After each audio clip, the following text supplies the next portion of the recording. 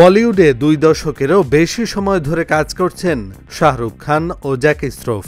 King uncle, one টুকা four, Devdas সহ একাধিক ছবিতে একসঙ্গে অভিনয় করেছেন দুজনে। তবে শুধু পর্দায় বন্ধুত্ব নয়, বাস্তব জীবনেও একে অপরের প্রতি রয়েছে গভীর শ্রদ্ধা ও স্নেহ।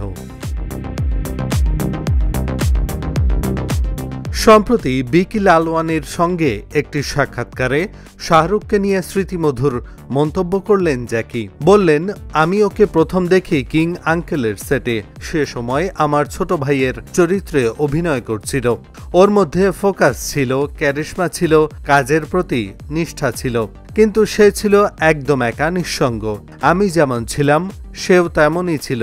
সেই নিঃসঙ্গতা আমার ভালো লেগেছিল।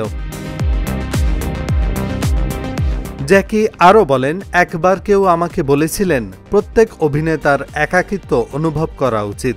আমি দেখেছিলাম সে এক কোণায় একা বসে রয়েছে। সেই চেহারা, সেই আচরণ, সবটাই যেন নিজেকে একরকম গুটিয়ে রাখা। পরবর্তীতে দেবদাসের সময়েও ওর মধ্যে সেই একই ভাইব দেখেছি। আমার কাছে শাহরুখ তখনও আমার ছোট ভাই ছিল। সুপারস্টার হওয়ার সঙ্গে সঙ্গে একরকম একাকিত্বও আসে, এমনটাই মনে করেন জ্যাকি শ্রফ। তার কথায়, যখন কেউ এভারেস্টের চূড়ায় পৌঁছায় তখন সেখানে থাকে শুধু নিজের ছায়া। ওপরে খুব নিঃসঙ্গ লাগে। শাহরুখও তেমন। বলিউডের শীর্ষে পৌঁছে বড্ড একা, যেন সঙ্গে শুধু নিজের ছায়া।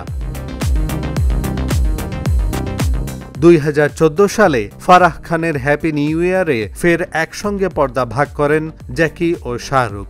এবার শোনা যাচ্ছে শাহরুখের আসন্ন ছবি কিংয়ে ফের একসঙ্গে কাজ করতে পারেন তারা। এহসানুল হক, ঢাকা জার্নাল।